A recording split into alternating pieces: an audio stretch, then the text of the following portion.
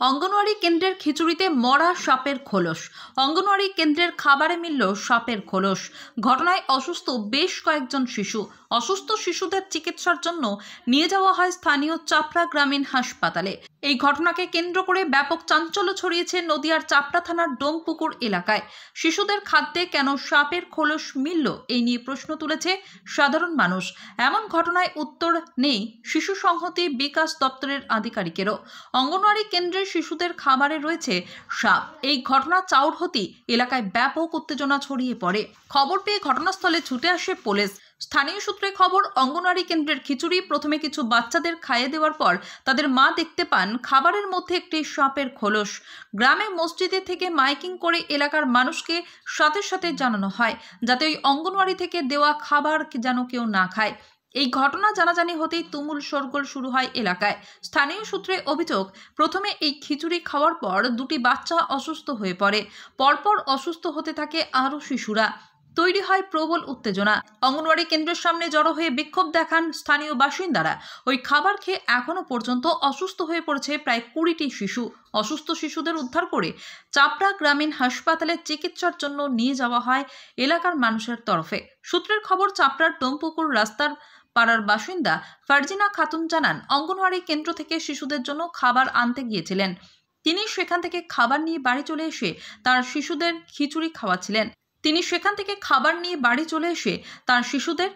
খাওয়াচ্ছিলেন। কিছুটা খাওয়ানোর পরে তিনি দেখতে পান খিচুড়িতে কিছু একটা পড়ে রয়েছে, যা দেখে তার সন্দেহ হয়।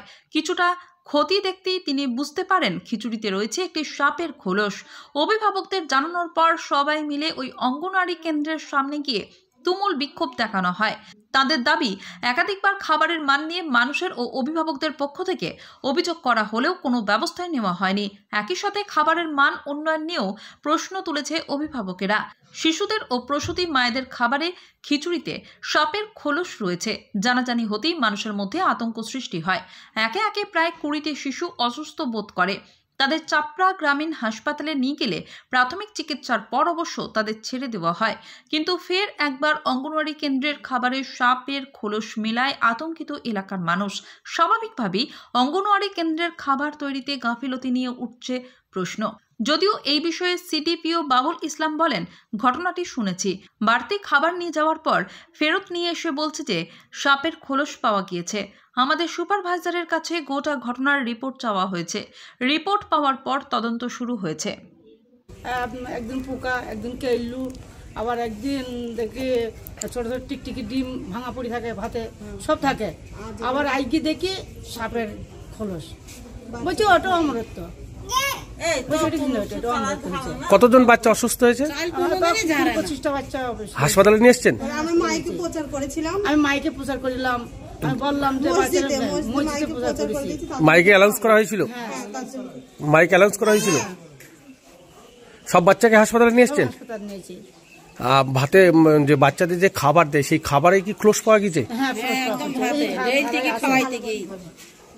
কি নাম আপনার? আমার নাম আলিয়া।